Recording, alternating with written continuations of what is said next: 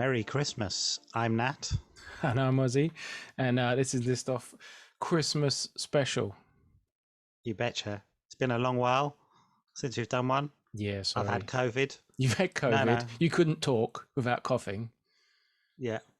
So there's been lots of good reasons Yeah, to not be here, it's been but we endeavour to come back. I mean, in a way, I feel like I would have wanted to, with more time, almost to do several Christmas specials yeah.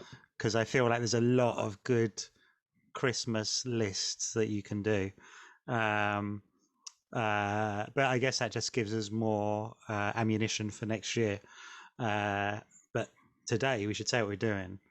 Specifically, we're doing our top 5 Christmas songs. Top How five did you? Christmas songs, not Christmas singles, right? I mean, these could be deep cuts, album cuts. Oh, Yeah, absolutely. I wouldn't even have thought.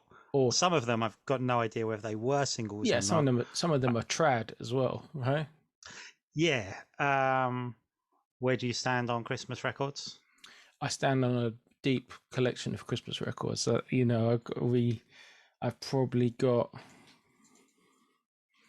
400 Christmas records, maybe Yeah, 300. yeah. I did slim down a bit because I was just buying all of them for a while. When I worked in a record shop, I was just buying all of them, and then I was like, this is silly because to get one I want to play, I have to flick through 10 that I never want to play. But Yes, we yeah. used to have the best nights down the mucky putt playing Christmas records once a year, all night, and that was great. And it's quite nice liking Christmas music when kind of a lot of people hate it, right? Yeah, I think so. I'm a big fan of Christmas records. And again, there's like there it's good because I think for me it's a real uncynical thing. It's I have a problem with dancing and it's a real curse of my life that I just can't do it. Mhm. I can't do it. And part of the thing is there has to be so many factors that would make it all right for me to dance. Mhm. But so much of it is just like I don't even like that song. I'm absolutely not going to dance to it. Whereas I find like with Christmas records, I'm much more like I feel like my percentile for liking them is very high, and and I like lots of Christmas records that I think are bad, as well. Like Right. I like some that I go, I think it's rubbish. I like it a lot, you know. I think that's it. And I know we're both big Christmas fans, and it's that thing for me. If you don't like Christmas, you're probably not going to like Christmas music, right? That Yeah, would be a yeah, very perverse taste to have, right? But for me, I really like Christmas, and Christmas music comes around probably too early. But when it comes hmm around, it's like, yep, it's coming, Christmas, and it's part of the whole thing. It's the smells of Christmas, the tastes of Christmas, the traditions, all these things. Christmas music, it's well up there. yeah, yeah. There's plenty. There's plenty of big Christmas records, despite that I don't like. I just don't care for them. Yep. Um, Plenty though I do like, and I do feel like there's some that um like I think I've got some quite I don't know. I don't think my list is particularly obscure in terms of Christmas music, but it might be if you're a casual Christmas music listener. Right. That and what I like a lot of Christmas music, I like a lot of um sleigh bells ringing in the background. I quite like all the kind of silly bits of. I don't mind a children's choir. I got no problem with any of that in Christmas Mm. music. I sort of encourage it. But again, I think there is also something nice when you get one which is well produced and really like it's just good. That isn't it? It's just Yeah. good. Um, I think and I'm that's what not. I think Yeah, that's what my list is a bit. It's like I love loads of Christmas songs that I think are bad or sound crap. These are the ones that I I don't know. These are the ones I think sound really good. I think you know what I mean. right. So I'm all up for some really rubbish ones, but like yeah, I think that's how I squeeze it down to a top five or something. Yeah, yeah. Also, and there's lots of now. There's often those collections of um, Christmas records now that people try and do ones which are like the almost like, but these ones are the acceptable canon of Christmas records, and I find that silly. It's like, why bother? Yeah. Why bother if you're going to come up with like, but well, I found 5 totally canonical ones that I can stand by and nod to in a pub without feeling like I've somehow given away some tiny bit of cynicism that I have. Yeah. And I find, and even some of those ones I think are good, but a lot of it is sort of like, it doesn't really matter. Like, I think you've got to lean into it a bit with Christmas records, and a lot of mine are silly. And also my criteria is way different, I think, with Christmas music of what I like. Yeah. And in general, anything that's like, I really like sentiment, almost overly sentimental, I quite enjoy in Christmas records. Yeah. And I've included some which I wouldn't normally include in a list like that. And I would say I'm pretty precious about what is and what isn't Christmas music, because I don't tend to like things where, you know, something that I always think of is like Stay Another Day, the E17 song, where it's like, it's not really a Christmas record. It was released at Christmas. They wear furry white parkas and they put a bit of sleigh bell ringing. Church bells. The church bells. Church bells. So it's just, then you go like, is that? But so many people associate with Christmas that it's hard to go, it kind of is and it kind of isn't. But by that metric, you can start really pulling apart almost everything and saying, I think fake fur and bells is enough to make it Christmassy. That's the thing. I think it does enough to pass the. Well, I think it. Well, that's it. Well, I would say, in the spirit of edginess, I've included a couple that I think are they Christmas records? I like them a lot, and I think I'll include them. Again, like I said, before we came on, I think you said you'd narrowed it down to 7, and I'd had 8, depending on how much I would allow. I've sort of been going back and forth about, can I allow that as a Christmas record? Yeah. But I think I'm going to do it. But it loses some points for me by not being full on. It's definitely Christmas. Before we get on with this, I should state, if you're watching on YouTube or if you're listening on a podcast, we're going to put this up with the music in it on Mixcloud because of their superior copyright scheme where they actually pay for the copyright of music so that you can use it. And so if you want, you can dig in the notes below the video or below the podcast and go straight to that, and there will be the music in between us talking about it. So there's that. But if you're on the other ones, we'll just talk about it. We'll probably be relatively descriptive of it. You probably know them, like some of them at least. You'll know some of them. You'll certainly know some of mine. If not the main 5, certainly some of my honourable mentions are worth honourably mentioning. And maybe that's enough of an intro to kind of give people some idea of how we're going to pitch this. For sure. My first Christmas pun of the day is you'll start, right? Oh, nice. Thank you. Well done. My number 5 is kicking off with a controversial one. Is it a Christmas record? I think it is. Is it a good record? Maybe. I love it. But it very much fits in with, people hate this record as well. This is like in lists of like bad Christmas records. And it's one that I always think, that's great. It's got some quite poor production on it. And it is A Winter's Tale by David Essex. People hate this record. It's also, no, I mean, people could argue, is that a Christmas record? It doesn't specifically state it's a Christmas record. It's a winter record, but very much the video, they were selling it as David Essex's 1983, is it, or 84 effort to get David Essex for a Christmas #1. It's log cabins. It's snow outside on the video. It's going for a Christmas record, but I uncynically like, okay, it's Tim Rice and Mike Batt, two songwriters I don't really have any time for.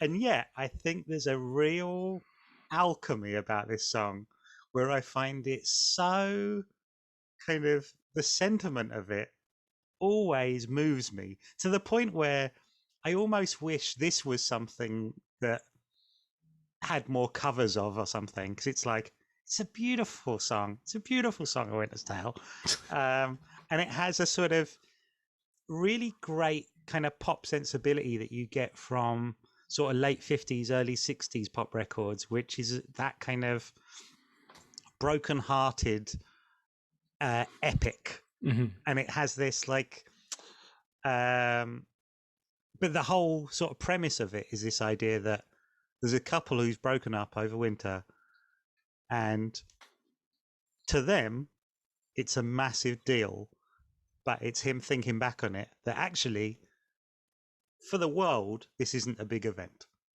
and it's acknowledging this thing of being, and that's almost, it's actually one of my favorite subject matters in songs. I love that when people do, it's huge, it's massive, and you go, it isn't, it's teeny. And it's and I find the sentiment of it, I always find it very moving. I think it's helped by it's a sort of that you only really hear it at a time when I'm enjoying the sentiment of Christmas. It's probably incredibly cynical given the songwriters of how they've put it together, and yet there's something about it that I always find like, I think it's gorgeous. I love it. The production isn't very good.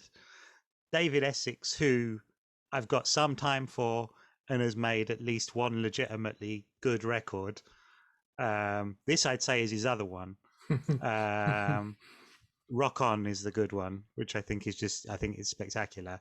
This I'd say isn't even like David Essex necessarily trying to be good. It's David Essex riding the wave of being famous for a bit. You know, it's not, it feels like, yeah, I guess I'll do a Christmas song. I'll get Mike Batt and Tim Rice to write it.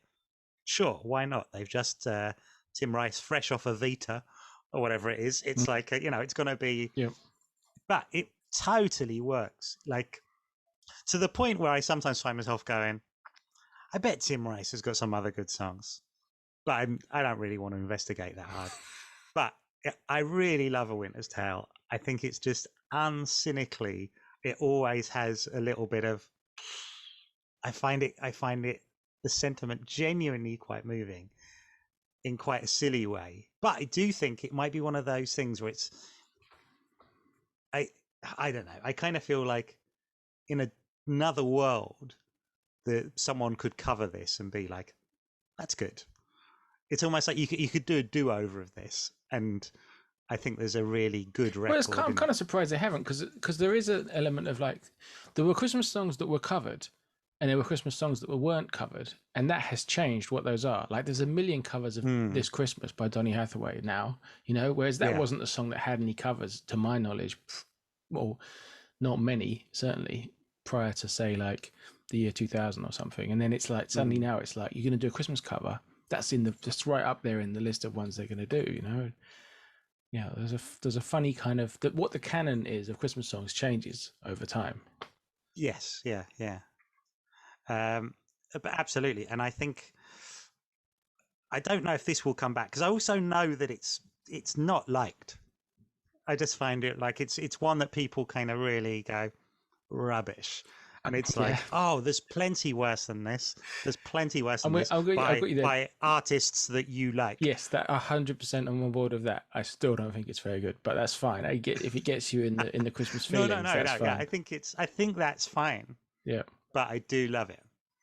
You probably should check out if Tim Rice has done other Christmas songs, because it might be the perfect combo. That might be the perfect Tim Rice delivery system for you as a Christmas song. Yeah. And it's not rice isn't even a particularly Christmassy food to have. No, not at all. Not in this country. No. My number 5 is Christmas Feelings by the Maytals. I got this song on my list because if there's a Venn diagram of places where they like Christmas, and places where they cut a lot of records.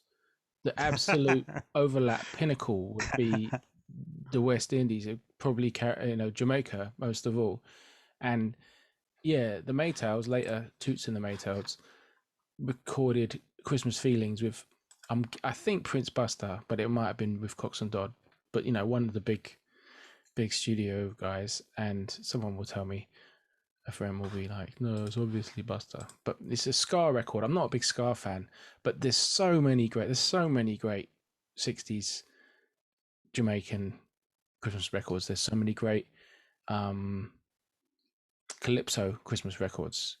There's so many from that part of the world. It's crazy, and I think that's my favorite one. I mean, there's a lot of good ones. Yeah, Kind yeah. of rock steady. Again, I'm similar. I don't really like a lot of ska music, but there is something. It's almost like there's an era, and that really fits in with it. There's something where it's just a nicer sound to me that I go, yeah, this is it. This is the. It feels like there is something, like it's that sort of kind of almost. It is, I think, that sort of 60s era reggae, which I really like. And there's a lot of, ska music, I guess, from that time that I do really enjoy, but it's not something I tend to enjoy a lot. Yeah, but I really like rock steady stuff, but ska not so much. But I think it's what I really like about the Christmas records is that they're, for a country that's relatively religious, there's not, it's often like it's about Father Christmas, or it's about getting toys, or it's about like having a holiday and stuff. It's a lot of like kind of just the fun of Christmas type Christmas records. And yeah, this Christmas Feelings is one of them. This chorus like, jumping children, laughing children, Santa Claus is bringing his toys. It's like, it's just a joyful record. And yeah, probably like this will be a solid hit. This will cross over. This will be a hit in the UK. That kind of thing. And these are UK pressings you pick up of these Jamaican records for the most part. There was a lot of crossover then. That's on the list as kind of my placeholder for all of the reggae Christmas records I've got, and they're hilarious. They go right through to the Roots period, and you've got like Natty Christmas with a man with a huge bag of weed on the front dressed as Santa Claus. You've got Yard Style Christmas, which has got like a lot of kind of dancehall Christmas tunes on it, and I don't know if it still goes through to now because I don't really pay attention, but it certainly went right through the 80s and the 70s. So yeah, they're kind of, the tradition of putting out a lot of records and putting out Christmas records was strong in the West Indies. So My number 4, similarly to the previous one, is one that I've always argued about. Is it a Christmas record? But I do love it, and it's something you really only hear at Christmas because society has decided it is a Christmas record, and that is The Power of Love by Frankie Goes to Hollywood. I think it's a great one to include. It almost would have been on my honorable mentions, except I feel like it is great. And if you're going to have it as, if it is a Christmas record, then it feels like it should be on it. And it's only really a Christmas record, again, by nature of timing of release and making sure there's a video, which is a nativity-based video. yeah. Which will tie it in, which of course doesn't really have any, but then it almost feels like this record, which is a totally secular record, does feel like it's magically imbued with some sort of religious overtones, although it is meant to be, I think, about religion, and it kind of really ties in with all that kind of religiosity, and does somehow then feel like, but again, what it is, it's sort of spectacularly epic whilst also being quite silly. And again, it's something quite Christmassy about that idea about starting off, I'll protect you from the hooded claw, and make reference to Penelope Pitstop cartoons, whilst also making this kind of mad, essentially epic piece of pop music. Yeah, the voice from Whilst, above. yeah, Heavy. yeah, it's great. I think it's a tough one not to include if I went, well, it's a Christmas record. And I think now, increasingly, the older I get, you only really hear, it feels like it's definitely in the canon of Christmas records. And because of that, you'll only ever hear it at Christmas anyway. No, and it still And makes it's it always onto a the really, comps. Like it's still going to be on yeah, those Christmas comps, you know, like 100%. absolutely. And that's a big one. That feels like that's a big Christmas record, but one that I think is too, like, I do it whenever, and it's really grown on me over the years as well. I don't know, like probably a lot of them. I think it's not something. Actually, that's probably something that probably I did respond to when I was little, but it does feel like in the intervening years I do like it. But again, I think it's silly, but I think it's great. Yeah. No, it's a good one. It's a good one. Yeah, I think that definitely falls into the category of Christmas songs by circumstances. But Yes. however, whether it should or shouldn't be a Christmas song is kind of irrelevant because it now is a Christmas song, right? Like Yeah, that's why I feel. I feel like it's become one, part of the and that's it culture. now. It's like almost like I feel that if it was played at any other time of year, people would go, "Why are you playing this?" Yeah. It almost feels like it's crossed over now to the point where you would never hear it any other time of year. Same with David Essex, of course, but you'd probably never hear that at any time of year, rare even at Christmas. Yeah, I think it is now. It wasn't in the late 80s for No, no. sure. Again, that would have had a place on those comps with only like 12 Christmas tracks on, Oh, but it absolutely wouldn't 100%. now. No way. Not now. It's fallen off the edge of the world. Yeah. My number 4 is another massive one. It's Brenda Lee, Rocking Around the Christmas Tree from 1958. And this is a big one. I had a lot of to choose here because I definitely want to pick something by Johnny Marks. Right? Johnny Marks, who wrote that, was a Jewish New Yorker who didn't celebrate Christmas. And he wrote Rudolph the Red-Nosed Reindeer and made the whole like cartoon show to go with it. You know, he like did all the music for that. Holly Rankin Bass, stop motion. Yeah.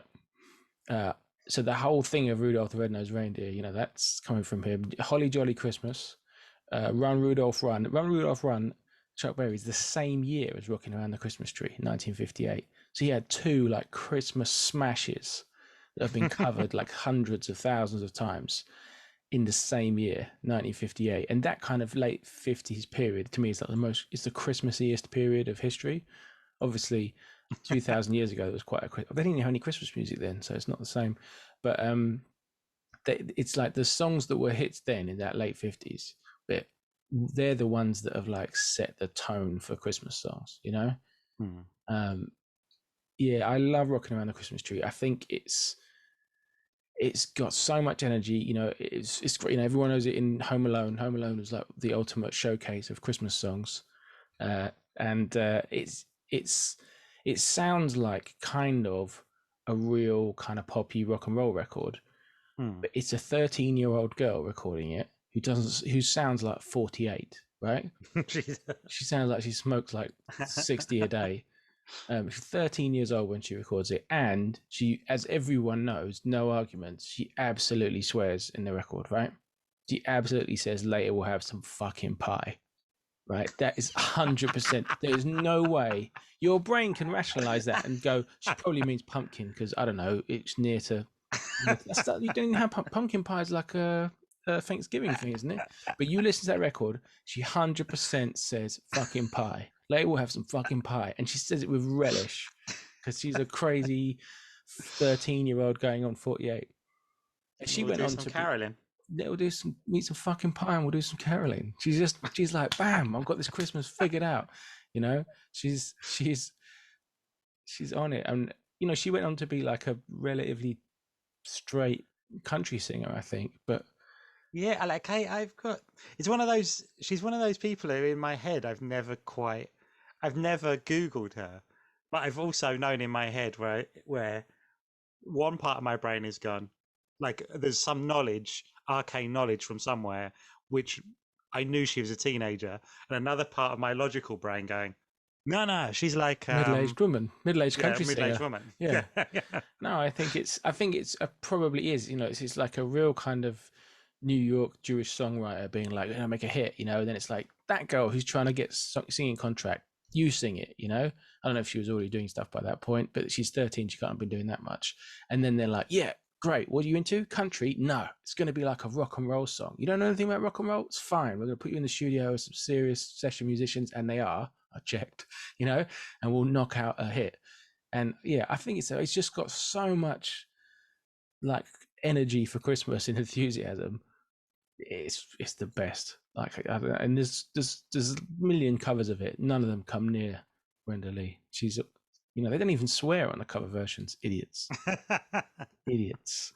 Done a sanitized version Yeah, of it, a radio-friendly one. Even though this one would definitely have been all over the radio. yeah. She just snuck that one in. It's like Pretty Vacant by the Sex Pistols. It's like it's swearing all the way along, and nobody ever knew.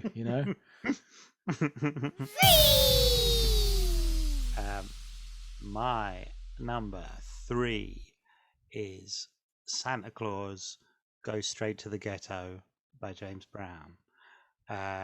I got it. I don't think I remember. Now, again, that feels like it's something that's quite well played out. It feels like you'll have heard this, I think, and if you haven't, you will have the means to hear it. But I don't think I heard this till maybe like late 90s or something, when it was on what was then the kind of Rhino compilation of James Brown Christmas album, which was then called Santa's Got a Brand New Bag. But I think there's a sort of compilation which I think is called Funky Christmas, which I don't like. To me, it's like, don't get that one. Get the one that's called Santa's Got a Brand New Bag with a sort of James Brown in a fat suit. I mean, there's a tricky thing with compiling the James Brown Christmas stuff, because there's like a number of singles, and I think there's 2 completely different Christmas albums that he cut. One in the kind of R&B era, and one more in the funky late 60s to early 70s era.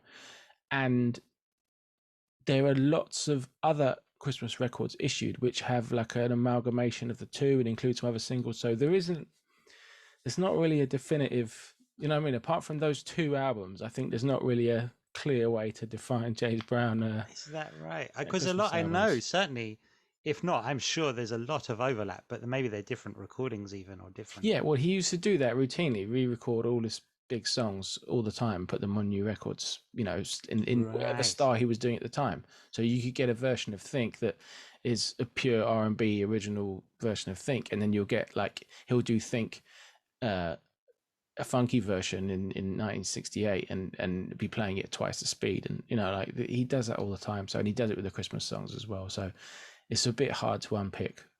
But yeah, Santa Claus Goes Straight to the Ghetto is a proper song, unlike a lot of his Christmas songs, which are just like a rhythm track with him being like, it's Christmas time, and just rapping. Nothing really like it feels very uncynical, and yet has this sort of, I mean, this one actually does start, and it does feel, unlike A Winter's Tale, this does start and you go, oh, this is good.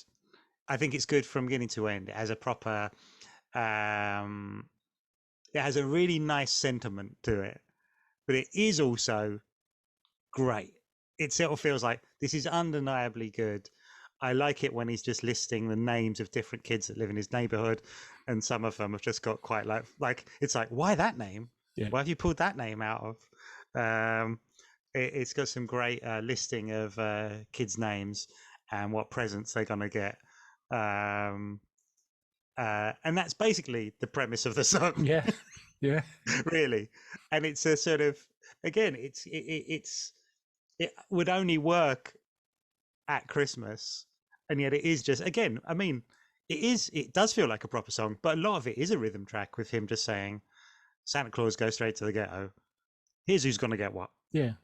And then just listing some kids and what presents they're gonna get. No, but definitely, but that's a great premise for a song. Yeah, 100%. No, that qualifies very much as a song compared to, he has a lot of things which really are just him talking, not even in a format over, the band. So There's definitely a song. That's great. He's got a lot of good ones. He's got, if you like kind of a blues Christmas record, he did a bunch of them, and I don't really like. I find them all a bit. I'm not a big blues person, and the Christmas ones are heavy on the depressing. Uh, Christmas won't be Christmas this year or whatever. All that Oh kind of yeah, stuff. yeah, Christmas ain't Christmas without the one you love. All these kind of like blue Christmas type joints, but yeah, he's got that. He's got the rhythm and blues ones. He's got funky ones. He's got some quite bad 80s ones, like most of his 80s music. It's pretty much terrible, But yeah, he was definitely down with Christmas. yeah. Yeah, I do. I really like "Let's Make Christmas Mean Something" this year. I like that a lot. I think that's great too. But I think there's something. But I mean, partly as much as anything else, uh, Santa Claus Goes Straight to the Ghetto. It always makes me smile and chuckle. Mm. Probably about 4 times every time I hear it. Yeah, it's great. And there's something. It's got everything. It is Christmassy. It is genuinely good and well done, Yep. and it makes me kind of chuckle and smile. Yeah, and it's of course it's well done. It's the same band that's making some of the most important genre-defining, earth-shattering music in the history of popular music. And then they're like, "Yeah, let's look at some Christmas songs." Oh yeah, it's that time of year again. It's that time of year again. Do it every year, and then put an album out after Let's 5. knock out a Christmas song in an hour. Yeah, Or let's do an album in an hour. yeah, Let's do it in real absolutely. time. Knock it out. My number 3. You might have heard me play it, but I don't think you'll know it unless you are Swedish. And it is a song called Nu är det jul igen, and I play the version by Axel Stordal and his orchestra from 1959. That was delightful. It's And what great, do you right? know about it? I It's got great. I got given this record here, which is called Christmas in Scandinavia, uh, by old Angus of the Mucky Pup, where we used to play Christmas records every year, which he hated, but he kind of didn't. But he kind of made out like he hated it. But then he got this for me. He's like, "Oh, I picked this up. It's an American record of this guy Axel Stordal playing Norwegian, Swedish, Danish Christmas songs, traditional, and it's got another really nice song on it that's like a real kind of almost like a weepy kind of like pull the heartstrings one. Although I've no idea what they're saying. But this one is just like, again, like Christmas joy. It's so jaunty and bouncy. It's incredible. And you might know it. And it's undeniably a Christmas, like we're Yeah. talking about. Is that lyrically a Christmas? Is it? And it's like, that's a Christmas record. It just is 100%. And I don't know what they're saying. I'm going to assume the Yule bit is Christmas, like Yule, Jul, right? But even without that, it's just got Christmas energy. ABBA covered it in like 1981, but their versions, Really? like I don't know if it was like for a little promo thing, like for fans or something, but they're like kind of giggling and chatting through it as well. It's a bit like the Beatles Christmas records. Okay. So it's Right. like it's not really. I don't think it's like in the ABBA canon. I don't think necessarily ABBA fans are like, well, of course I listen to that at Christmas. I don't think it's got that kind of reputation. But I think that song's incredible, and again the kind of late 50s, 1959, the kind of sort of jauntiness. I think it's like It is. rock and roll has gone around the world, and it's put its foot up the arse of all these tame orchestras, and they've had to get up a bit. Yeah, there's nothing rock and roll in that version, but it's No, it's funny you said late 50s as well, because one of the things it really reminded me of is there's a real Hollywood comedy of the 40s soundtrack to it as yeah, well, where it's a bit like it has this sort of um, sense to it where you just kind of go, where they just would do this kind of incredibly fast, fun music yeah, that you're having kind of 40s yeah, like a 40s like a comedies. Neil Hefti or something. You know what I mean? Like a Yeah, kind of real yeah, sort and of it'll just be like, oh, it's all right, it's fun, it's fun. We're all gonna have fun. I think that's right, because Settle in. I think prior to rock and roll, the probably one of the biggest musical influences around the world is the kind of Hollywood studio orchestra sound. You know what I mean? For that period of time, and then you got rock and roll come in, and I just feel like in the late 50s, you get in the early 60s as well, you get this kind of like the adaptation of the kind of orchestras all around the world playing the music Yeah, yeah. in clubs and halls and stuff, and they're like, we got to get a bit more. Do you know what I mean? We've got to get a I bit guess a more. very obvious thing they both have in common is someone who's gone, play it fast. Yeah, Um, yeah, yeah. No, so I'm a massive fan of that one, and it's really nice to have like that's one I've only got in the last 10 years, I think. Yeah, for sure in the last 10 years, and it was like, hey, this is great. yeah, it's really nice. Really nice. My number two is one you'll be familiar with. It is Peace on Earth, Little Drummer Boy by Bing Crosby, David Bowie. Whoa, number Uh, two, number two. number two. Number two. Oh, yeah, Whoa. number two. I'm afraid so. Um, and uh, it's an extraordinarily pretty song that works on that. Like everything about it is one of those. It's from a Bing Crosby TV special. He's got an American TV special basically because he's the guy who did White Christmas. The little intro to it, where Bing Crosby and David Bowie do their little sketch between them, is kind of silly, and it's almost like you trying to work out what's this show like, and in your head you go, this show is like Noel's House Party. It's exactly like Noel's House Party. It's Noel's House Party. That's what you're watching. You're watching a weird prototype of Noel's House Party. Noel Edmonds probably saw this in 1977 and was like, "Oh yeah, I'm just gonna make notes about this I'm and gonna do sit that. on this I'm for gonna a few do that. years." But instead of David Bowie, it's Mr. Blobby. Yeah, That's my exactly. dream. That's it. So basically, what you're watching is this kind of what seems to be like a very terrible with the kind of script, which feels like it's like they often do it like award ceremonies, which has this very forced, jovial thing where they've both learnt these kind of quite lame jokes that they're passing back and forth. I think what's really interesting about that stuff is how, even though in terms of the chronology of their lives, this is right at the end of Bing Crosby's life. Mm. He doesn't live to see this broadcast. He doesn't live Wow. till Christmas. Um, but he's sort of done it all, and he's doing this thing with David Bowie, who's the kind of young singer. David Bowie, I think, is kind of doing it, and probably is quite genuinely a fan of Bing Crosby, I suspect. Yeah.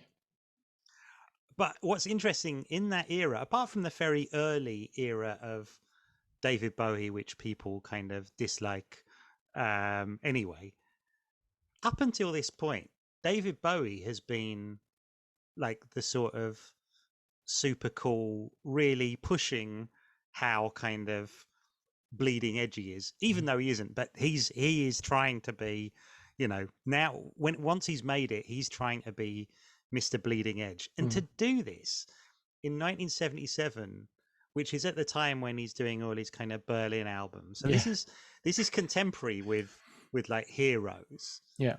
And it's such a weird thing to do. Like later on, if this came out in 1984, you'd go, sure, he might do this. Yeah.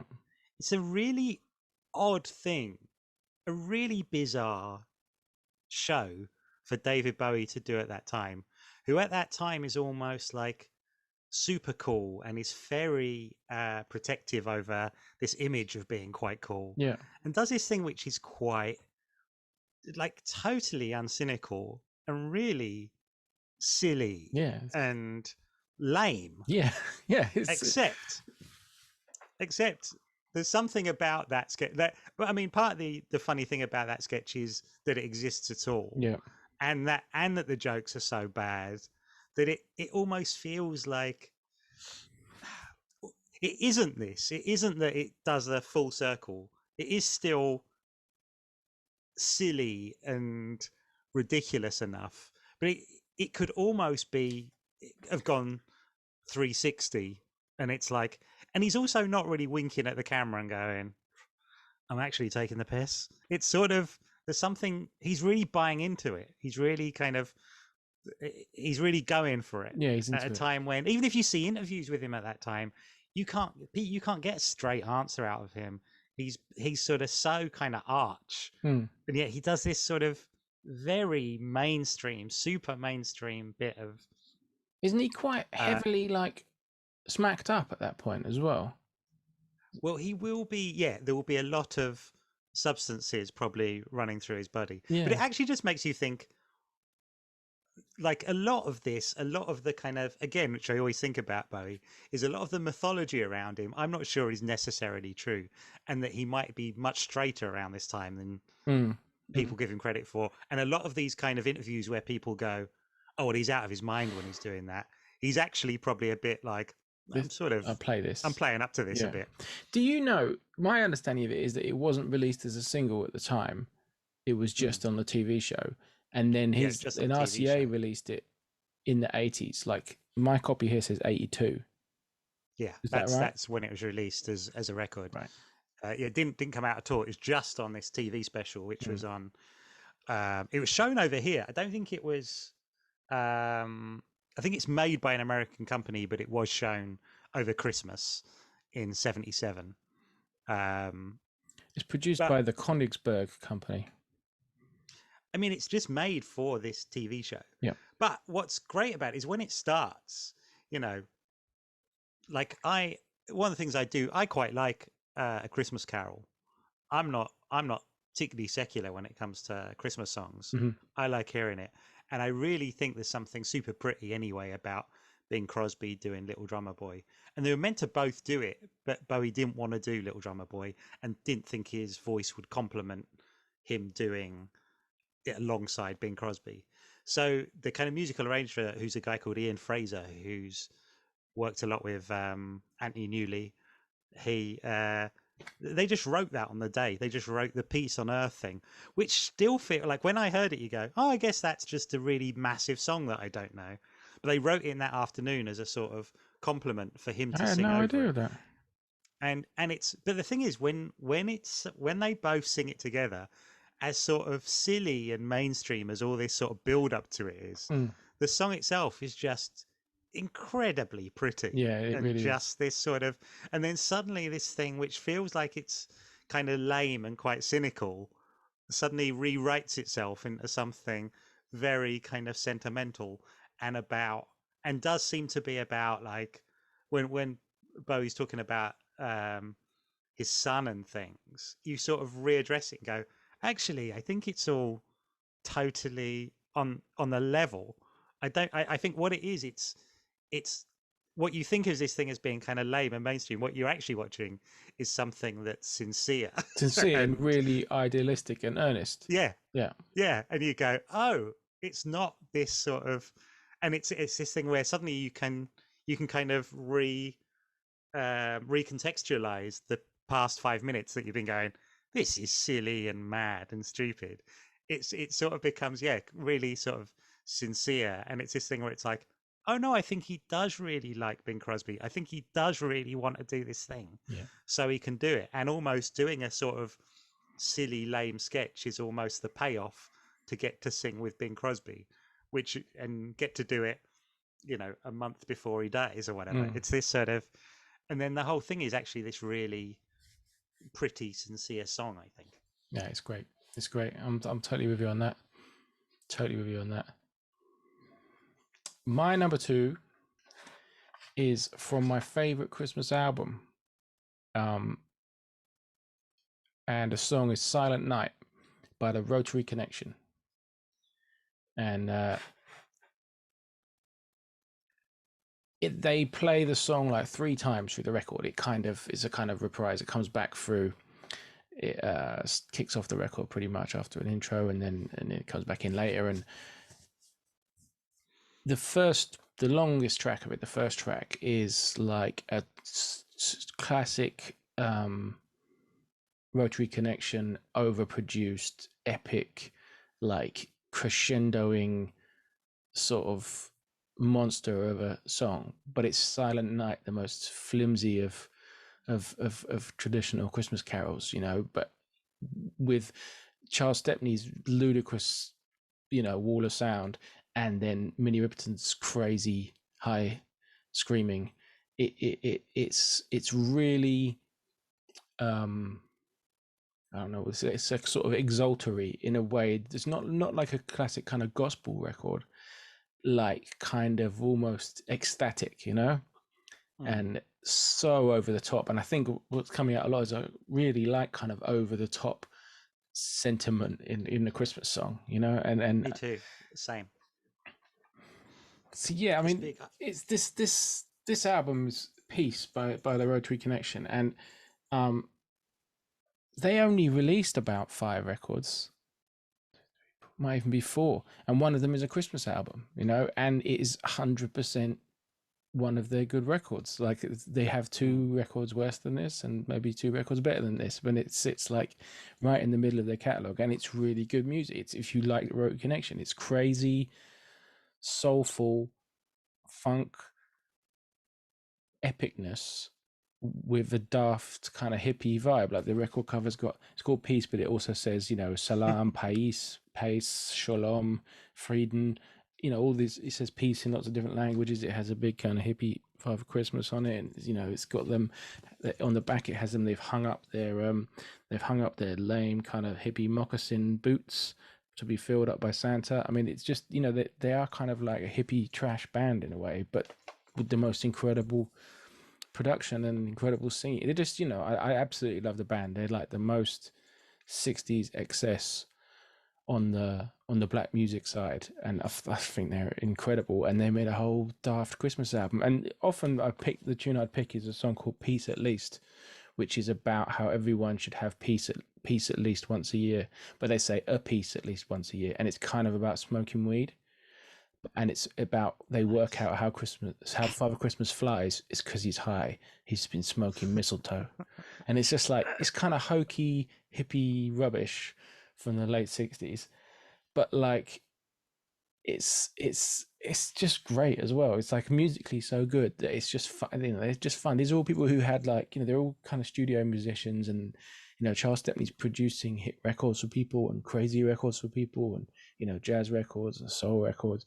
And then he's also like, I've got my band. We're just going to do the most overblown, over ambitious, high concept stuff, including a Christmas album. And whereas a lot of these Christmas records are absolutely like, let's have a hit, there's no way they thought they were going to have a hit with this record. In fact, Yes. Yeah. It the does. Yeah. Cadet Concept, the label they were on, which was a spin off from Chess Records, right? It is a specifically kind of anti hit label. You know, it's got fantastic music on it, almost exclusively fantastic music on it. But the whole concept of it is it's like, Yeah. You're is right. It's like not nutty commercial. It's stuff. like it's like a non-commercial Christmas Yeah, record. it's like a wig out, druggy, you know, over the top Christmas album. So it's a kind of record that nobody wants. I mean, I remember when I started working in the record shop, 2005, I had a copy on the wall for like when I got there, and it was still there like 8 months later, just steadily getting discounted. And I was like, I really like the Rotary Connection, and I like Christmas records. Why, why haven't I taken it down and listened to it? And I did, and I was like, this is amazing, and I bought it, but it was like nobody wanted it. Whereas, you know, another Yeah. Rotary Connection album, apart from maybe their first, but would just fly off the shelves. You know what I mean? It would just sell. When people are like, oh, it's a Christmas record. So the Rotary Connection fans, they don't want a Christmas record. And Christmas record fans, they don't want a Rotary Connection album. So I think it's like a singularly uncommercial record, you know? It didn't even sell to their own fans, is the impression I got. But I love it. And yeah, the Silent Night in 3 parts by the end just turns into a crazy electric guitar wig out in a kind of Hendrix style, with them all just wailing and incoherent. And I was playing it with my in-laws Christmas Christmas lunch on on Sunday, and they were kind of enjoying it when it was nice. And then by the end, they were like, "Yeah, could you take this off now?" It's like it's not nice now. I was like, "This is great." Okay, fine.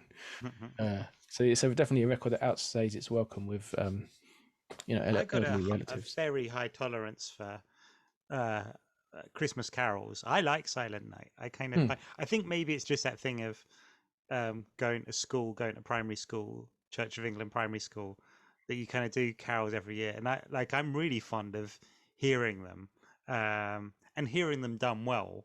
I really like. I do think there is something which, you know, I'm kind of a fan.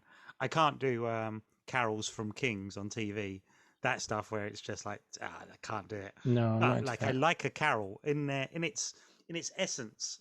I tend to like them. Oh, yeah, I like it sung by untalented children, not by talented children. Do you know what I mean? Yes, that's what I could do that.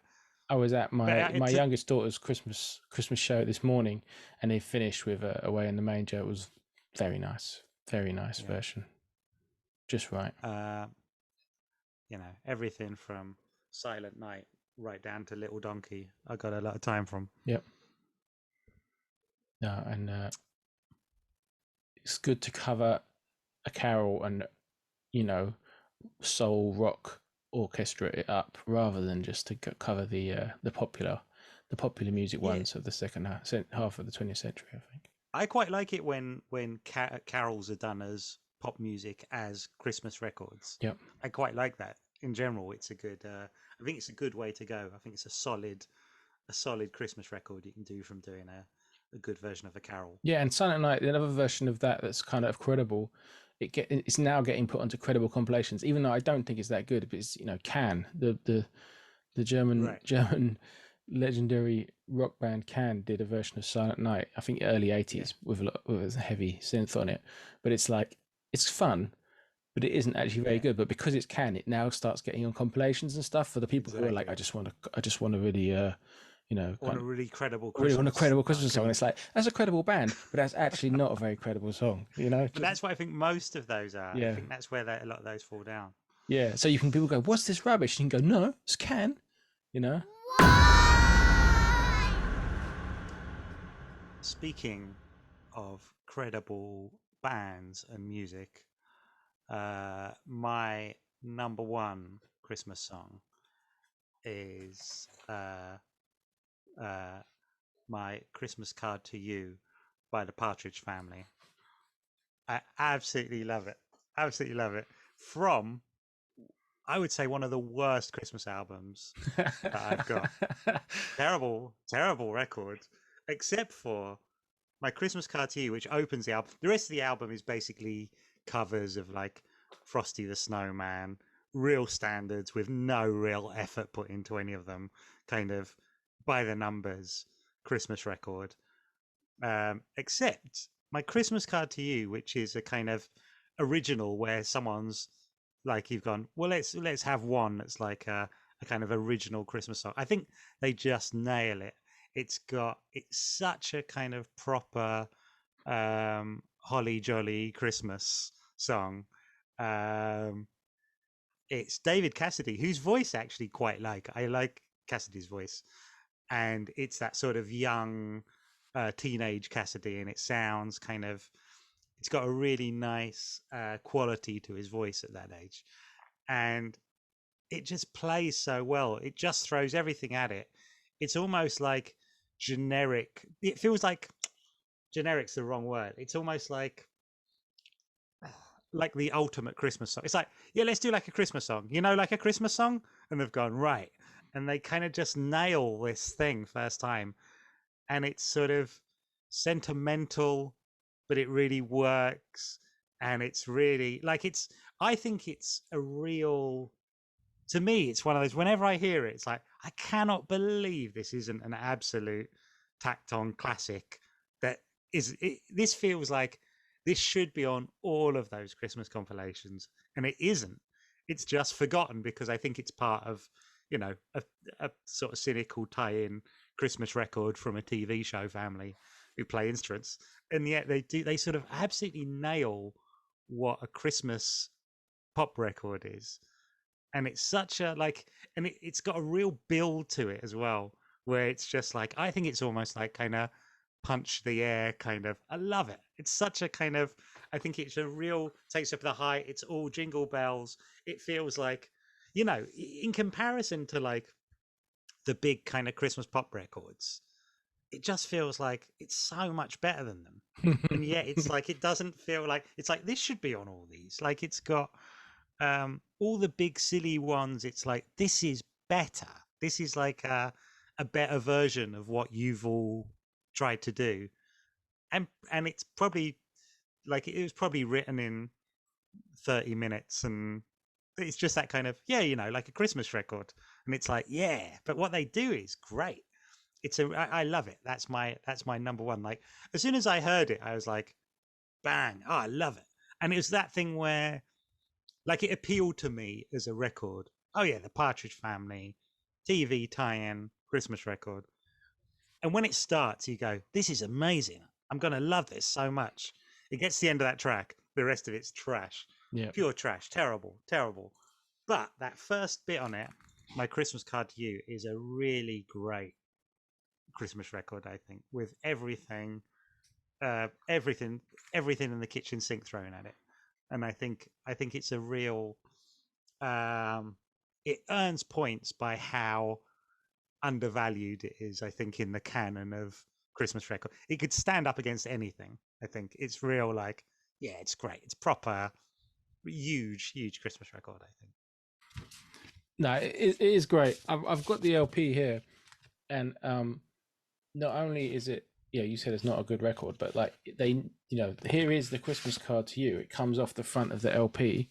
It's like, in a little die cut slip thing, and then you open the envelope and there's a real card in there that's like, Merry Christmas card from the Partridge Family with all their fake it's nicely reproduced, because it does look a bit like a family Christmas card. It's a good, yeah, and it's got the whole family. the little Suzanne Croft, Brian Forster.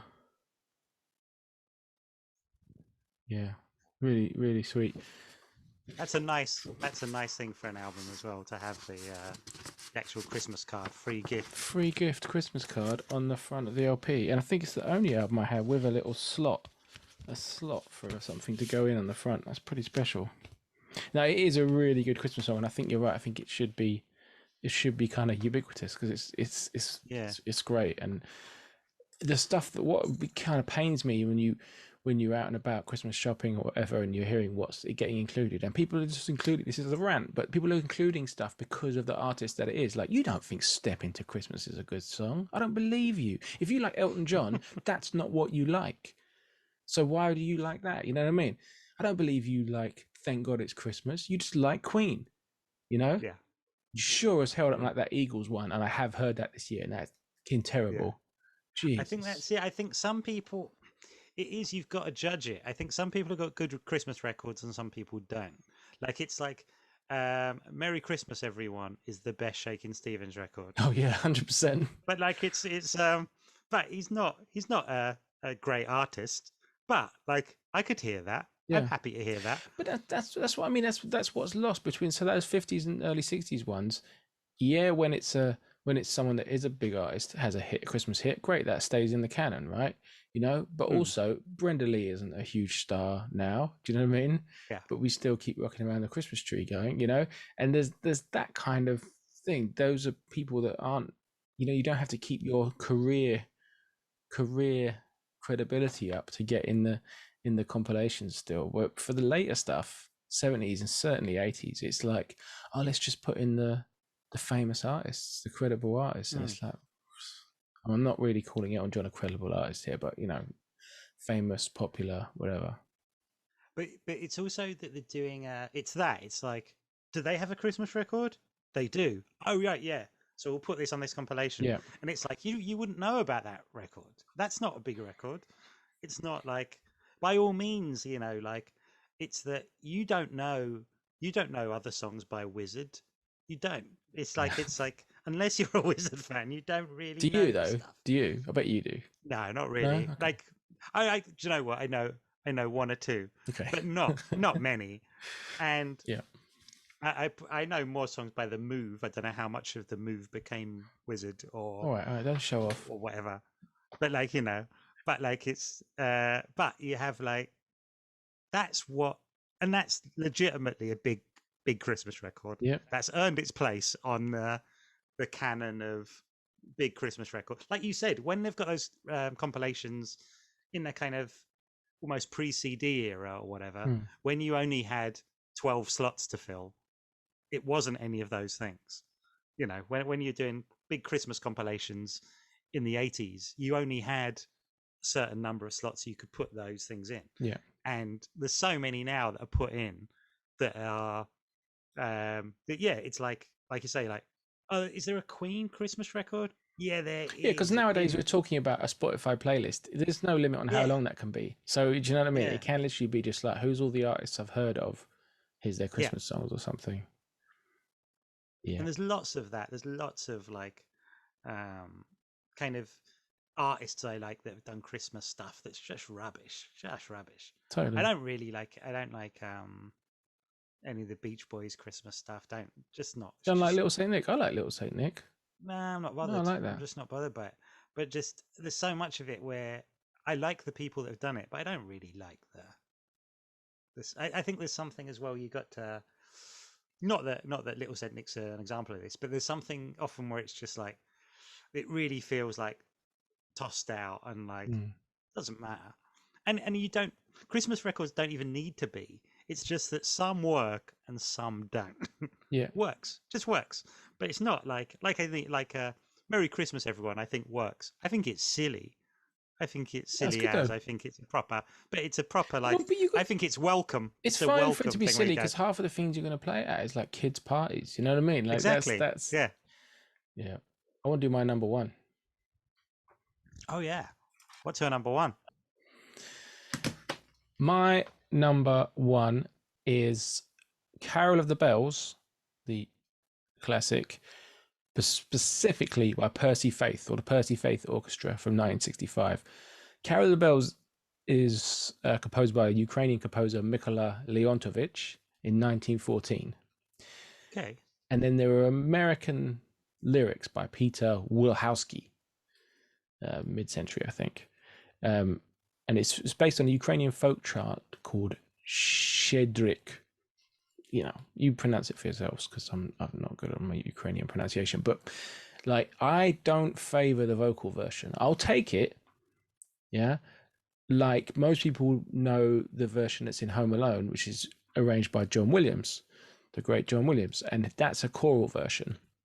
And although you think of it as quite high drama, actually, when you go back to that version, it's relatively pastoral. There's nothing too crazy going on there. Percy Faith's version of Carol of the Bells is like Mars. Do you know what I mean? It's like one of the most dramatic pieces of music ever written. It's just ludicrously over the top, and I like that in a Christmas I song. love that. I thought it was terrific. I'd never heard that. I don't know Percy Faith. I don't know his orchestra. It's a cheesy listening kind of orchestra from the 50s and 60s, and this has no business being that sort of No. frantic. It's like it's like to me it's like Handel's Messiah or something, but like Yeah. on uppers. You know, it's like Well, I would say Carol of the Bell. When I was talking about Christmas carols and things, I almost wanted to like in my head. I was like, "Oh yeah, of course, Carol of the Bells, sometimes known as Christmas bells." Like I love that as a it's carol. I think incredible that's a tune. hard one to mess up. Yeah, I think it's a real like you go yes. Like if ever there's like a kind of that does feel like yeah, this is a tune. Come on, yeah. you've nailed it at the carol service. Yeah, I mean, This is it's a great I'll one. take anyone. I'll take any version, but that version to me is like, oh my God. Like it's Yeah, like Christmas disaster movie yeah, music, you know. It's not even necessarily happy. It's just like extreme emotion. It's not even that's yeah. not even a Christmas emotion. I'd say it's the if it captures anything, it captures the feeling of opening a present that you've been anticipating. Do you know what I mean?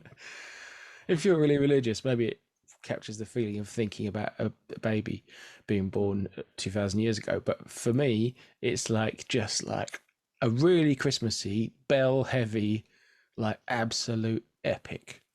It's a bit yeah. It feels like a massive movie.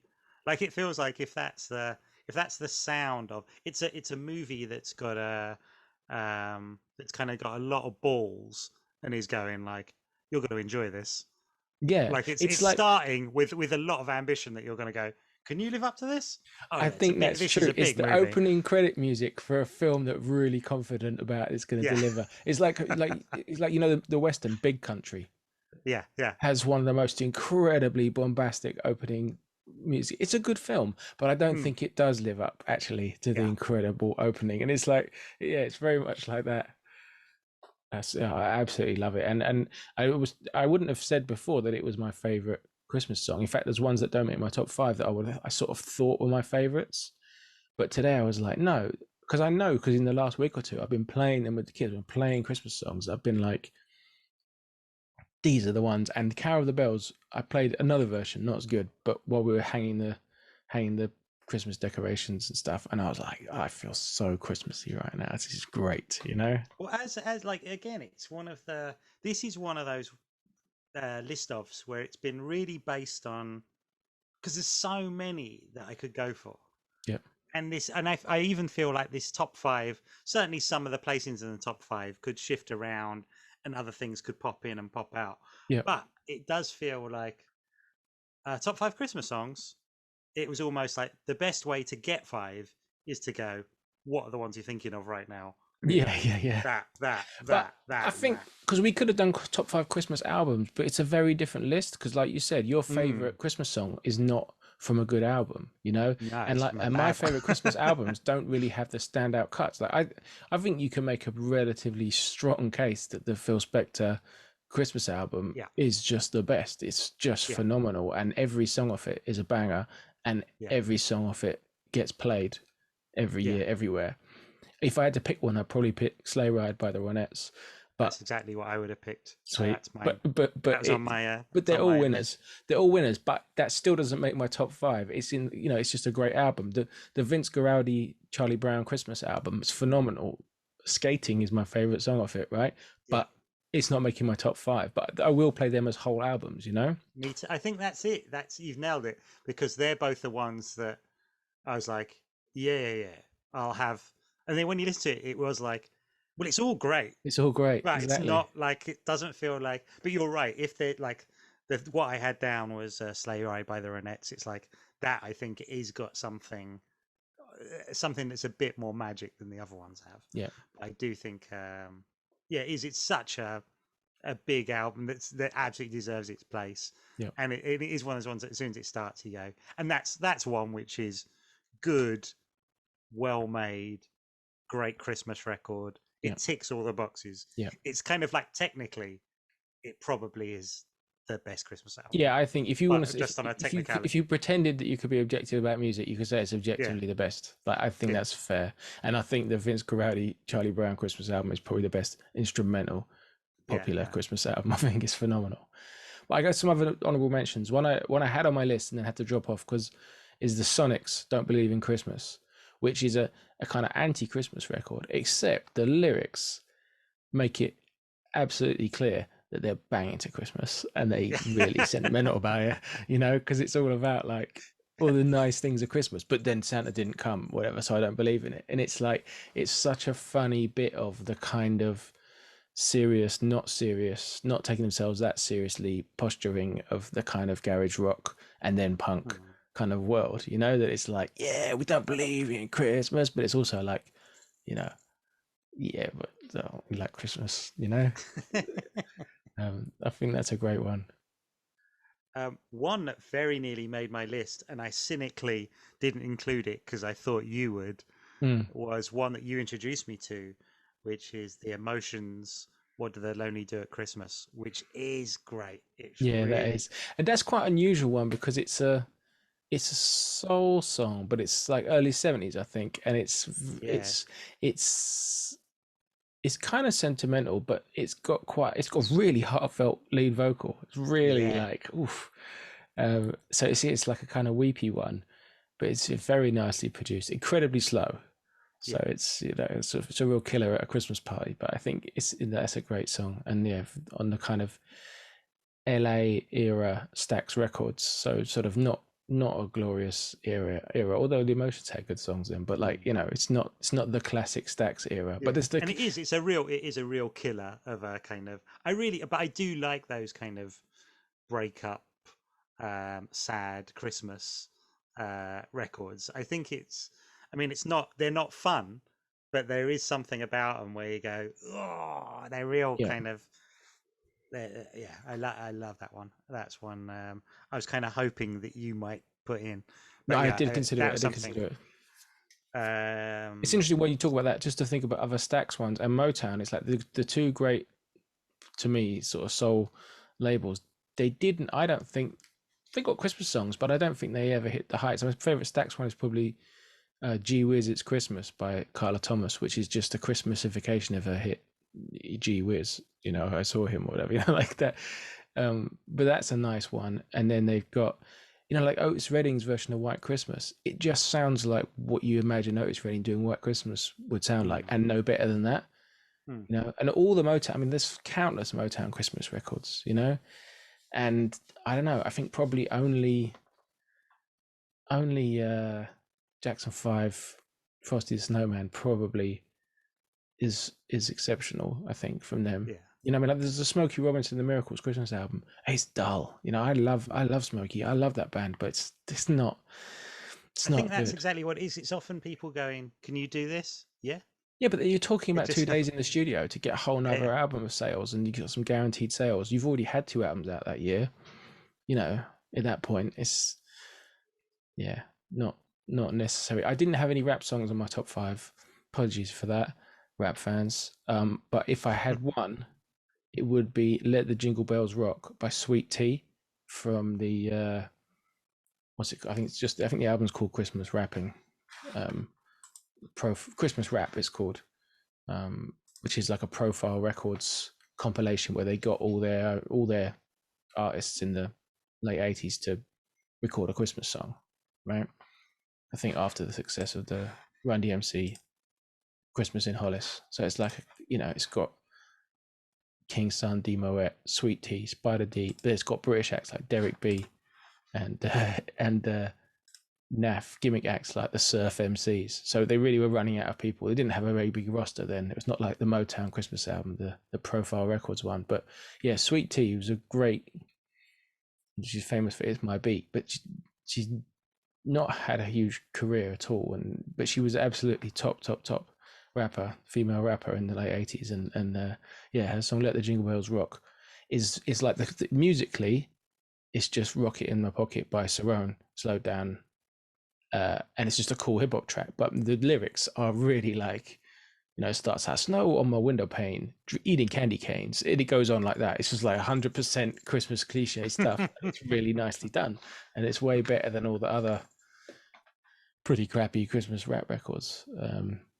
So yeah, that one would be up there. And similarly, representing a whole genre, uh, "Walking in the Air" by X Project, 1992, which I think I've played you at a party, which is a absolutely ridiculous jungle remix of "Walking in the Air" from the Snowman, Yeah, I and remember. from 1992.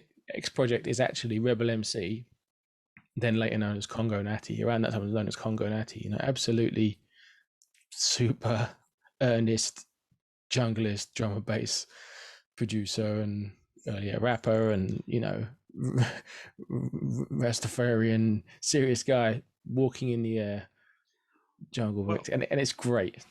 there's a Walking in the Air cover that features at the end of the 1980s Michael Mann film The Keep, that seemingly has no idea of its origin, by Tangerine Dream, to a cover of Walking in the Air, and it's so bizarre. It would have been like a year after it came out, and just the end credits of the film The Keep is a Tangerine Dream cover of Walking in the Air. That when the film ends, you just go, "How has this even come about?" Like, what are the circumstances that Tangerine Dream went, "Yeah, let's do a cover of Walking in the Air and put it on the end of like essentially a horror film about some Nazis." It's like weird. It's got no, it's not Christmassy, and yet at the end of it, you're kind of going, "Walking in the Air." It's Walking in the Air, right? And I always wait and go, "Do you know what? It's probably not, because it's Tangerine Dream. They're messing about with it." You go, "It Does it probably have a isn't." Does it And have a at the vocal? end, it pops up, and you go, "Yep, yep, it's No, it's just Walking in the instrumental. Air." It's Yeah, yeah, instrumental. it's Yeah. an Yeah. instrumental. Yeah, Okay. yeah. But just one of those weird, like, I mean, there's probably more covers of Walking in the Air than you think there are. I've got at least 3 rave versions. So like I've got 2 jungle versions and a kind of pop rave version. Um, yeah, I can't say no to them.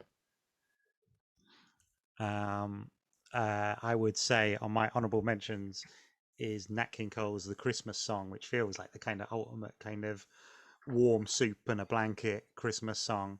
Yeah, I think there's a proper like there is something where that just opens with chestnuts roasting on open fire, and you immediately go, "It's Christmas, guys." but that particular recording, right? That came on when I was in the shop the other day, and I was like, it's been covered. It's quite a straight song. He sings it quite Mm. straight.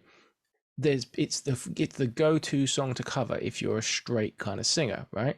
Mm. If you're going to cover a Christmas song and you're just a singer, you're going to cover that because you don't have to do anything with it. You don't have to be silly. You just It's sing even it, just called right? the Christmas song. It's called the Christmas song, right? And you can put whatever, you know, bells and whistles on it that you want, but it's a straight start, right? And but they're all rubbish compared to that because Yeah. I swear the vocal recording, the quality of the voice, the sound of his voice on that is like better than anything. It's incredible how well his vocal is recorded on that. And you like it was in the shop where they're playing like something rubbish, like a you know a rubbish Christmas song, and then the next song comes that, and it's like God is talking. He's like shouting down through the top of the building or something. You're like, Jesus, that's a vocal that cuts through. Probably recorded in what was that recorded? 52 or It's from something? like 61. 61. Is, Okay. yeah, it's quite late. Incredible recording though. Oof. So yeah, that's pretty good. We should But talk Beatles as well because we're Beatles yeah, fans and um, uh, all the Beatles except George, I think, recorded Christmas songs solo, and they put out Christmas records for the fan club while they were together, but they're not really songs. It's mostly just them pissing about. yeah. But where if you had to, I mean, Ringo. Let's ignore Ringo because I think he has more than one Christmas song and they're bad, like all his songs solo. But like, where would you stand in the battle of Merry Christmas, War is Over, and Wonderful Christmas Time? Oh, I think I'd have Wonderful Christmas Time over Merry Christmas War is Over. I think Merry Christmas War is Over is kind of like a dirge, and it sort of has too much of a kind of wanting to be like it's like give it up, John. Like it's a Christmas record. Do it or don't do it.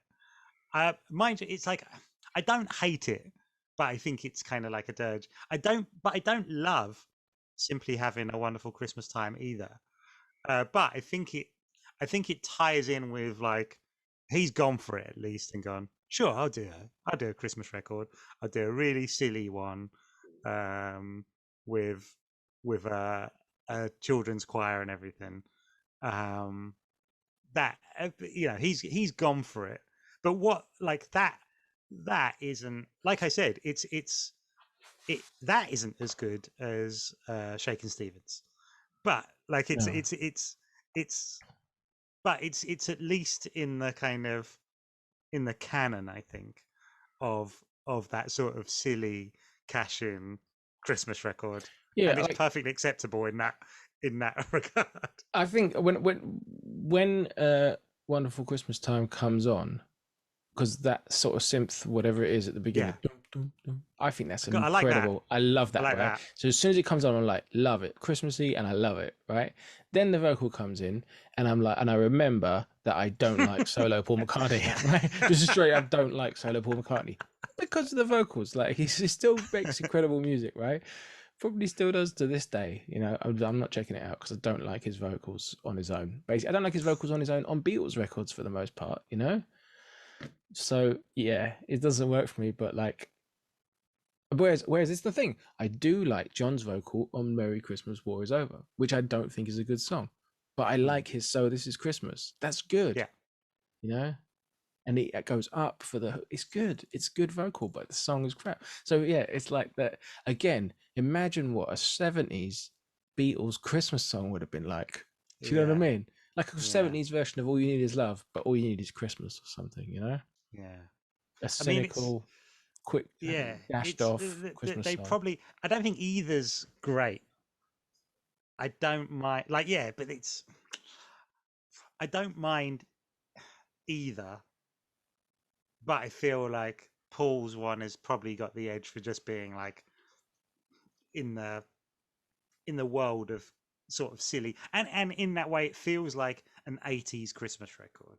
It Yeah. feels of its era and a kind of Yep. like these. It's like, and I think in a way that is Paul doing his kind of writing to order in a way that is a part of songwriting. Do you know what I mean? Yeah. Where it's like he's gone, oh, what's a Christmas record in the current era? And he's listened to some and gone, yeah, I can do one like that. And it's a I'll couple of do years you before. It's like a stepping stone to the Frog Chorus, which is obviously the yeah. moment that all of his career was leading up to. The Frog Chorus with Rupert the Bear.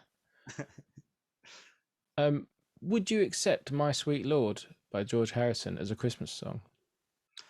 No, well, I don't think of it as, but if it is, that's the better one. That's Yeah, I just he's mean. won it. So I've been thinking about this, and I think you can play it in a Christmas set. Yeah, I think you probably could, You and I know, think if there was a campaign to just start playing it at Christmas, it would take about 3 years, and then it would just be like, oh yeah, yeah, that's in that's yeah, in the canon now. I might It start could that. easily be integrated into the Christmas canon. I think. Yeah, Mm. You mentioned Donny Hathaway's "This Christmas." That's a real high bar, I think, for Christmas records. And yeah, as you say, now it feels like it's in the canon, and you'll hear it. You'll Oh, hear it's it at been least covered once a by year. everyone recently as well. It's like, Yeah.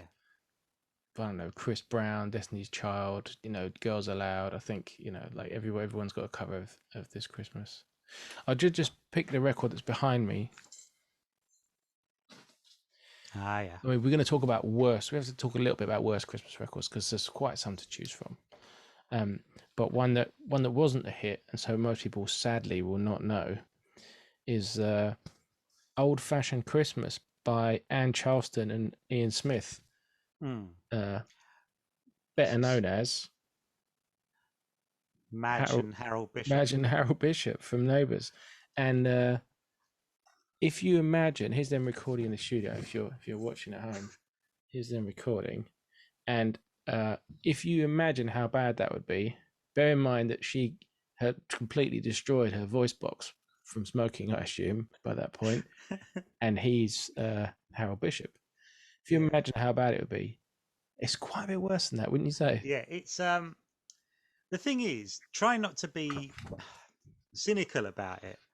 As a concept, that would have come out at the time a lot of those Neighbours stars were recording records.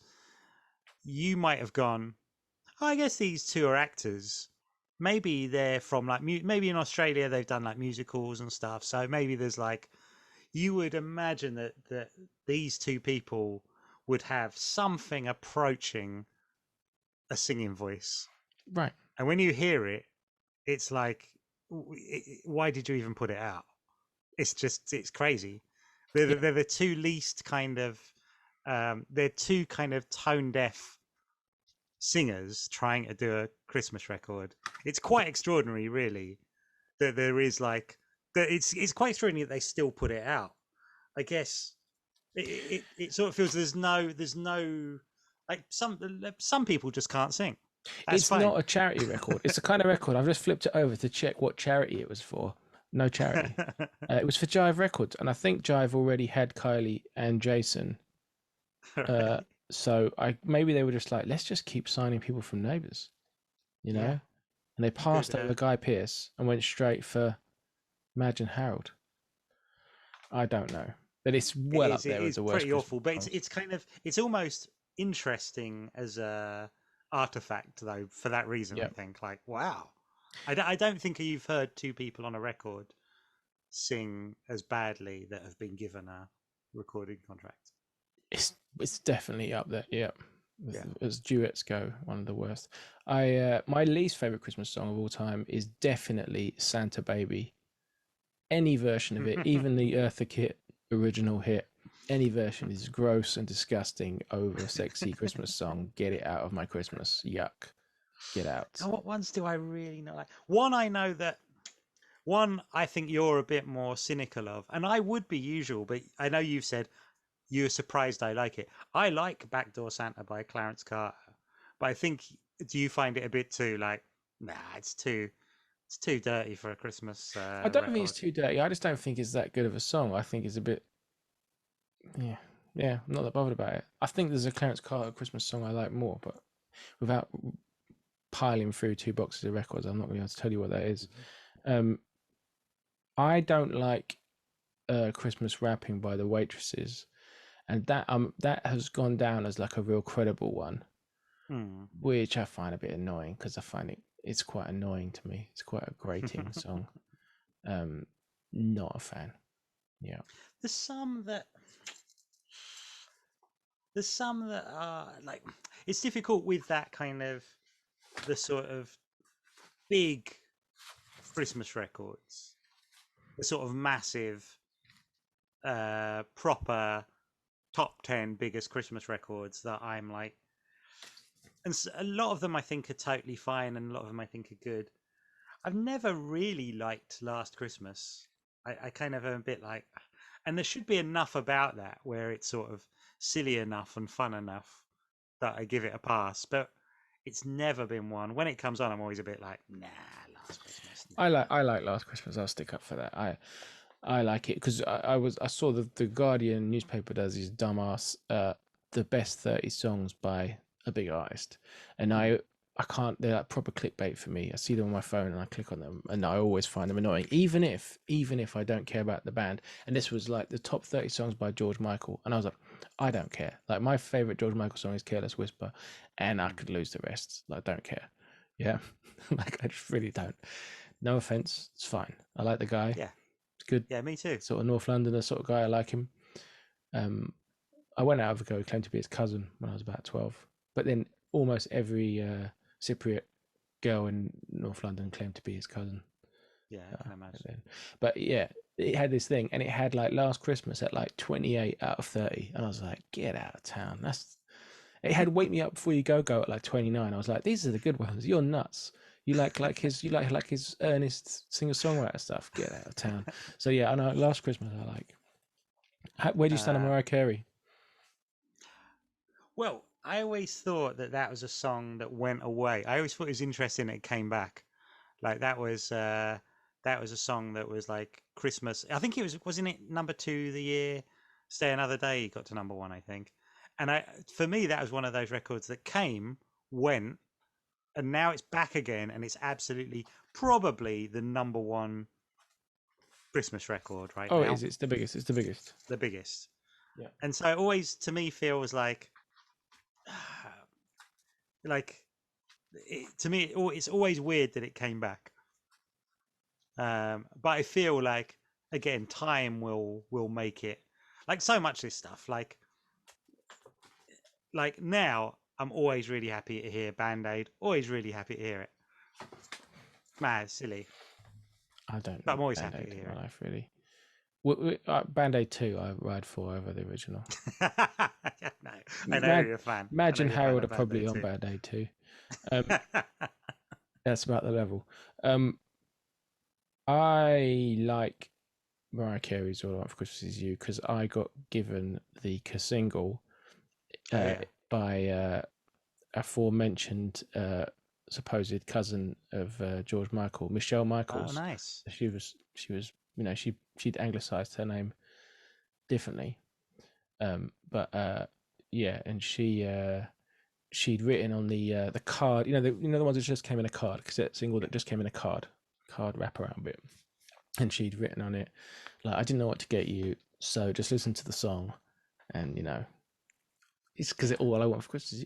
It was very cute, That's but I'd sweet. already said to her at the time that I didn't like the song, but after she'd bought it, so she felt really bad about it, and she was like, I know you don't like it, and I was like, no, I do, I just, because I'm like a 12-year-old boy, I have to say I don't like it. It's good. I like it. She's like, that. So you don't have to say that. No, it's fine. It was an awkward moment, but yeah. Um, the Slade "Merry Christmas Everybody" is one that's really grown on me. Really enjoy hearing that now. Again, when I was a kid, I didn't like it. Now it's really grown on me. Really enjoy it. One I like actually that I don't know how big it is. I really like the Tom Petty Christmas song, "Christmas All Over Again." Got a lot of time for that. Mainly, I like the Don't even think line. I know that. I hope you have a good one. I hope your mama gets her shopping done. I always like that as a, as a lyric. Pleases me. I should also give a shout out to two of my weirder Christmas records that I play every year. Oh yeah. Jingle Bells by the Singing Dogs, Oh yeah. which is like some dogs singing Jingle Bells, but they're not really dogs. I think they're pitched up and down in the studio to recreate it, so it sounds very Am I bad. right in thinking where so it is dogs barking, Yeah, which they've found and gone, yeah, we can cover that note with that sound of dog barking, yeah, and but some are pitched up and down, yeah. but aren't still some of them like that's a bum note, like Oh it yeah, doesn't. they're That's not not in it. tune. Yeah, no, Yeah. and it's very basic, but it's quite good. Singing Dogs, Jingle Bells, and then Little Cindy's Happy Birthday Jesus, which is a little girl. She's not really singing; she's just saying over some twinkly music. You know, Happy birthday, Jesus. You look after me and my mom, and I'm really sorry you had to die for my sins. And it's like, you didn't have to die for your sins. You were like 6 years old. Jesus. I mean, yeah, Jesus. But yeah, it's a pretty great bit of sort of Southern hick Christmas record. It's really heavy. Yeah. I'm sorry you uh, had to die on that cross. It's like that. that's Easter. That's Easter. Come on. She's doing the whole story, I think. Oh, okay. Okay. Um, I've enjoyed this. It's made me feel quite Christmassy, and I feel like I've been introduced to some really good ones. Really liked, particularly Percy Faith. I think is Yeah. love I, that. I think everyone loves Carol the Bells, whether they know it or not. And Oh that, yeah, that yeah, and that is like the ultimate version. yeah, But yeah. if you've got a better version of Carol the Bells, hit me up because I'm always ready for an upgrade. You're all ears, Yeah. all ears. Yeah. Um, thank you for listening. Happy Christmas to you all. Um, let us know what your favourite Christmas songs are. Yes, I'd be please. interested to see what people are really into Christmas song wise, and if they do have favourites. Um, and yeah, if it's one that you think we might not know, maybe find a link or something, and we can Yeah. listen back. I'm I'm always always after interested to more. hear. Yeah, I me mean, too, kind of. yeah, Yeah, it's all good. yeah.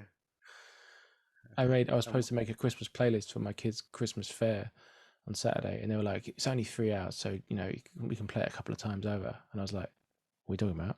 Like, I made like I made my initial one was like 6 hours or something. I was like, "Okay, I'll take some things off."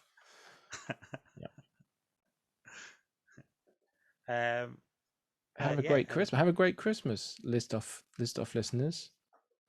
Thanks and for hanging list with off us. viewers as well. And viewers, Both of yeah, them. the viewers. Poor old We viewers. should say as well. We should point out that if you are a viewer, we have like a couple of fellas who work in offices. Me and Ozzy have got like Christmas tops on Yep, we for the have. benefit of We have. uh, people listening.